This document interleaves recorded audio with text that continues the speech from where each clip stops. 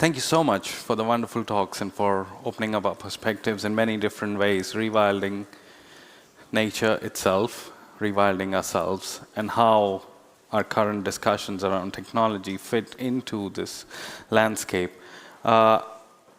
Think of questions, and I'm going to start with mine. What barriers, or if any, have you observed in sort of embracing the concept of rewilding in your perspectives? Like social, cultural, psychological, technological, what all have you come across? Maybe I'm going to throw this to Giulia first then. Okay. I feel like I answered in my presentation this question. But I remember when I had my job interview, and one of the questions I asked, I was already a great rewilding fan before landing this job. So when I got to the interview point with Rewilding Europe, I asked the question I was looking forward to answer this whole time, which was, what's the main barrier in rewilding that you perceive? And surprisingly, the answer was indeed the very old, engraved traditional conservation mentality that is not challenging itself right now. So for me, that I do everything from engaging young people, building up wolf-proof fences with farmers, going and watch the bisons being released. It's always the mentality of the people, meaning understanding that they have bias and therefore that nature, for example, can look like this, is supposed to look like this. We're just not used to it. So, and everything else follows. So, money, tools, knowledge, then everything else follows. So I would say, for me, it's really the acceptability and openness to understand what rewilding is to begin with. Thank you. Do you have anything to add, Michael, Seowoo? Yeah, I think one of the big barriers is that of perception, and I alluded to it a little bit with talking about European modernism and the way that's become so ubiquitous we don't even notice it because that is what design is. I think a lot of the problems I faced when I was going through design education was obviously you're being presented this vision of this is what good design is, and it's like, there's something missing and I can't quite tell what it is. And over the years I've been sort of reading. Actually, I learned more by reading outside of design literature. I think it's really important to try and come at it from lots of different angles and disciplines. But I think perception is really, really problematic. Well, if you can't perceive there's a problem, then you're never going to do anything about it. And I think that ties into what you're saying with the glaciers. Thank you. Seowoo, did you have anything? Yeah, for me, the barrier is, I think, it's inside of us. I think we have to open ourselves to embrace more diverse perspectives, because people can cater to you. Oh, like you can see this like in this way. You can see this way. But if you're closed, if your mindset is closed, whatever we throw to you, you're not being able to absorb that as a part of yourself. So I think for me, the barrier is to break that closeness. It's amazing that you all three have come to almost the same thing from very different places and spaces and in very different contexts of work. Anyone has questions? Yes, the lady there. And that one? Thank you. And then you. Hi, thank you so much for your work and for your presentations. Actually, my question really goes with the one you just asked and started to answer. But I was wondering specifically, how is it received with different governments in Europe, for example? Are you able to work in rewilding projects at the EU level, like kind of overarching individual countries and governments, or do you have to work locally with, and I mean, how does that conversation with policies and governments work, and what can people do? It's a very good question, and I understand maybe where it's coming from, because many issues that are not necessarily political, like predators, do get politicized. We work locally. The video I showed you at the end, since I didn't have, of course, a lot of time to say exactly what you do in every country, try to summarize this a bit, but we really work bottom up, because at the end, it's the people living locally that have to share the space with the animals, not the governments. And we have 10 initiatives, 10 landscapes, we call them, basically areas of influence, where we have a local team that is always local people of that country, region, even town, that are doing rewilding on the ground in our 10 landscapes across 12 countries, because some of them are transboundary. So, and then of course there you do engage with local politics, but in our experience the priority is always to work together with the local people, and that's also what we do. There are other organizations at the European level that do advocacy and lobbying, and of course we support if needed, but our work is really, we like to say, heads in the clouds, feet in the mud. 'Cause, yeah, it's a very nice example. So, and that varies on the countries. Of course, you can imagine acceptance and cultures are different. But if you have a local team that share the same view, then everything gets easier. Thank you. Yes. Hi. Thank you so much for all your talks. They were amazing. I just have a question for all three of you, and you'll probably all have a different perspective on it. But I really liked Anab's term spiritual ecology, and I just wonder, how do all three of you, across your different disciplines, interpret that based on the talks that you've given?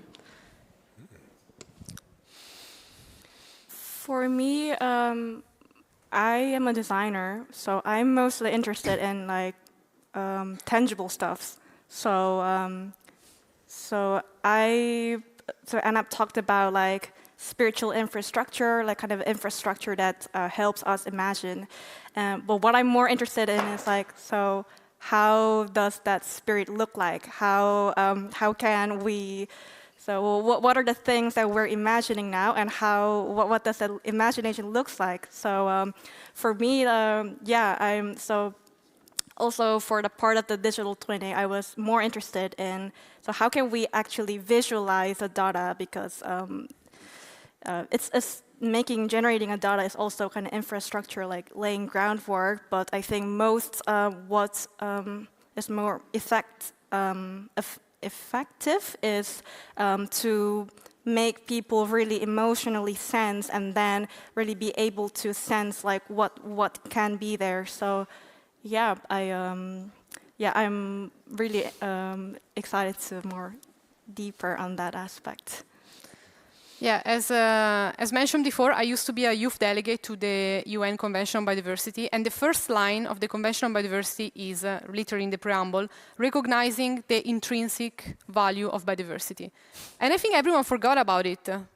We value nature only if we can make money out of it, whether it's in an extractive way or through tourism, for example, which is something we also do. When I said, my dream is to have safari in Europe, I'm not joking. But for me, I care because probably at the spiritual level, I just care. I don't care if I can get money of it or even ecosystem services, which are, of course, important. When you saw the images of the animals being released, or even the pictures, you felt something. Because I think we are spiritually and intrinsically prone as humans to just feel attached to the beauty of it. So for me, is to care just because I think they deserve to be cared of, regardless of what I get out of it. And that's my spirituality around it, I would say. Yeah, I guess I don't have a clear answer yet. I'm still forming ideas, but I pay a lot of attention to language, and I think it's really telling to me that we do talk a lot about values and technology, and I wonder if that's a proxy for not wanting to put our finger on the actual issue at hand. And I think maybe it is helpful that Anab did talk about spirituality as a way of making it very explicit, because I think values is a very sort of intermediate way of trying to point at something like that without naming it. I think we've seen in the technology industry, very clear articulations of what people's spiritual beliefs have been, in sort of the big tech companies. We saw last year, I think, there was a talk by Monaco with the test real history, and all of that yeah, if you don't know about that, watch that, 'cause that's really illuminating, because and I think that reluctance for us to talk about this as people who work in design, technology, and these adjacent industries means that there is space for people who have less, again, I'm dancing around it, you know, people who have really got terrible beliefs to actually enact and do harm on planetary scale, and we're kind of reaping that effect. Like I said, I criticize people for not talking about the subject directly, and I've just done that, and I didn't tell you what I think. I actually had an experience around this question. We were part of the braiding eelgrass session today morning, and Ina from Viral Malmo, she mentioned that, yes, there's eelgrass, and people come by and they ask, oh, what can you use this for? And she said that yesterday in her tired mind, she just said like, oh, you can use it for making roofs and this and that and that and that. And today she's like, I want to set the record straight. It doesn't matter what you can use it for. We want this here because we want you to feel it, touch it, experience it. And maybe there are uses for it. Maybe we will ask eelgrass what it'll help us do better. But her point was, we're not doing this to put this here as a material so that you can use it in your next extractive product. Because when they have been foraging eelgrass, they found they've been disturbing habitats while foraging. So it becomes like a very complex relationship. And I guess you all touched a bit on that, so I just wanted to share this. Any more questions? Yes, sir. There's a microphone coming for you. So thank you for your statements. I like them a lot, but I think it's a negotiation. I appreciate the European policy influence that is happening, but not working. I mean, I'm from Denmark, and we have reintroduced beavers in the landscape. We have released beavers, and they're creating a lot of biodiversity because they kind of make dams and wetlands and all kind of things. The problem is that we're also expanding the urban area, and people are moving closer to nature. And the beavers, they like fruit trees in gardens better than birch trees and other trees here also. So we have a discussion all the time if it's okay to release beavers in the landscape. I mean, knowing that they create more biodiversity when they then, I mean, forage in the gardens. So for me, it's a matter of kind of, we take up too much space. And that's a discussion we never really have. So rewilding would be to kind of have that as a statement in the urban planning that there should be places. Because we also have wolves in Denmark now, and nobody invited them. But they just walked in, like, uninvited and rewilded by themselves. And now we have a discussion, and people from West Denmark, they say that if you like them so much in the city, because all the nature people live in Copenhagen, and all the farmers, they live in West Jutland, they say, if you like them so much, you can have some. We can bring them into the parks and recreational areas in Copenhagen. So we have this totally, what do you call it, unreal discussion about how this works. And I'd like your opinions about how, I mean, it's a negotiation. It's a commodity.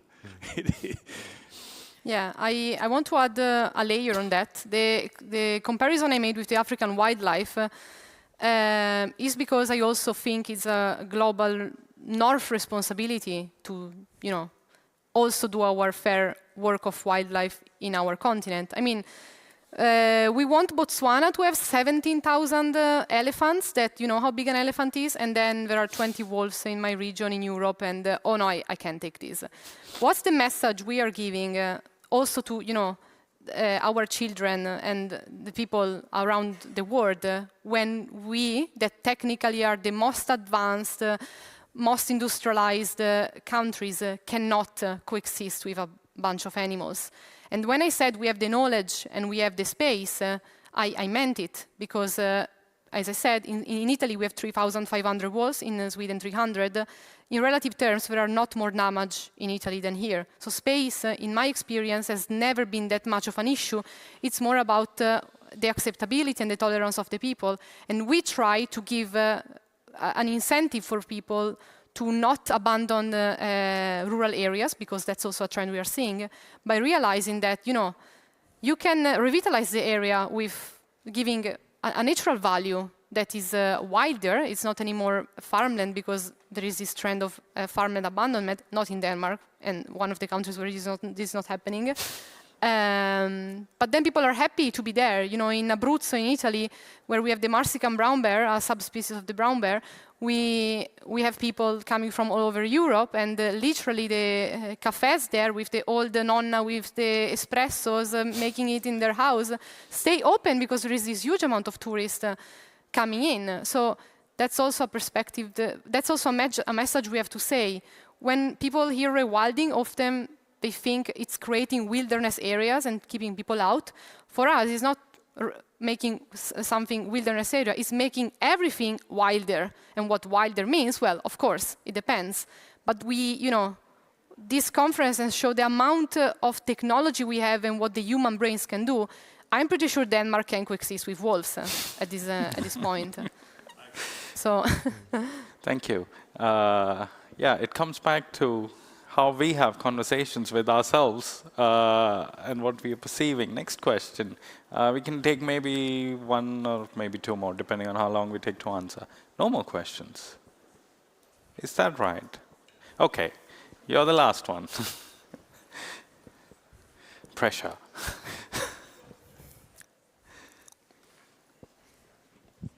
Hi, thank you so much for your interesting talks. I really enjoyed them. I wanted to ask something. It popped up into my head just now when you were talking, Giulia. If we think about for all the parents in here, for the younger generations, our children, how would you go about promoting and stimulating a non-human perspective for them to have a different sense-making skills than perhaps we have today when they're going to be sitting at a conference like this, maybe 20, 30, 40 years from now? That would be super interesting to hear. Yeah, I think about that a lot because it's the most, let's say, upscaling tool we have to have rewilding going on. Investing, well, getting younger generations and children now be passionate about it and then spread the message forward. I do think that, you know, a lot of what the children hear and read about has an influence. If you think about the wolf, I mean, it's the animal that we looked at and we say, oh, let's make our best friend out of it, and created a dog. And then now we had, you know, Red Riding Hood being kidnapped, or I don't even remember the story, but the big bad wolf in the stories, and it's like the enemy everywhere, but not the lion, because Simba in the Lion King, that was cute. So I think just already children have this feeling of the wonder feeling of looking at nature and liking it. So it's already an easy ground to start with. But I would really focus on making them understand that sometimes nature is messy, that animals are interconnected to each other. I also have children play this game when, if you want, I recommend a suggestion when I'm with them. So I put them in a circle and I have pre-printed images of either animals, elements, or plants, and I give each of them one, and they put it here. And then there is this ball of yarn that the first child has. And maybe, you know, you have a wolf here, and the child has to give the ball of yarn to another picture that they think makes sense. So, for example, the deer, because the wolf eats the deer. So they throw the ball of yarn, and the wire, of course, the thread, of course, follows, and the next child do the same. So at the end, you have this net of wire, and at the end, you ask one of them to drop what they're holding, their piece, and they see that when connection falls, everything falls. So it's a visual way to let them understand what I showed in the nice pictures before, and they could be in children's book for how they were drawn, that everything is interconnected, and that things are out there not because only we can use them, but also because they have a value. Then it's up to the specific child, I think, to see what works best. But we can speak more, of course, later about it. I'm going to give a last chance to Michael and Seowoo, if you want to add some words to that. Maybe not too much to the last question, but the gentleman's question in the front row about invasive. I find the language, particularly around questions like that, really important, because oftentimes we talk about invasive and foreign species, and actually, as you said so clearly, that, you know, animals don't respect borders, they don't even know what borders are. And the book, one of the books I mentioned in my talk, Aeropolis, the writer Neria, she talks about this very same thing, about how we frame the discussion around air pollution and clean and dirty air pollution, or clean and dirty air and foreign particles. And it really, as you said, the ecosystems are very complex. So I think the language is so important because, as you said, yeah, a wolf will cross the border because there's nothing there. It doesn't know what these things are. I think, from my perspective, it's really important to think about the language you're using and continually interrogate it from many angles, not just from the lens of the discipline that you're working within. At least that's what I try to do. Yeah, and I want to add that the wolf came back. It didn't just appear. So alien compared to what? 50 years ago when we eradicated everything, or 100 years ago when things were already there? So I agree the language is very important. Seowoo, do you have anything to add? Yeah, I wanted to add to that question, like what should we teach to our kids? I would want to insist that we should learn from them, because we talked about like how important it is to have like open mindset, and then in order to do that, we need to unlearn. We need to unlearn like what we have built. So for example, like my partner, he doesn't like seagull. If he sees them, he says like, oh, that's like the evil, and like we don't like mosquitoes, we don't like pigeons, but like. I think if we want to truly like imagine different futures, we need to learn how to unlearn from the kids. I'm actually learning from my 1.5-year-old daughter to converse with seagulls because she loves them and she sees them and she goes like... You all have been lovely these 2 days. Thank you for being here. Thank you to all our speakers. Thank you.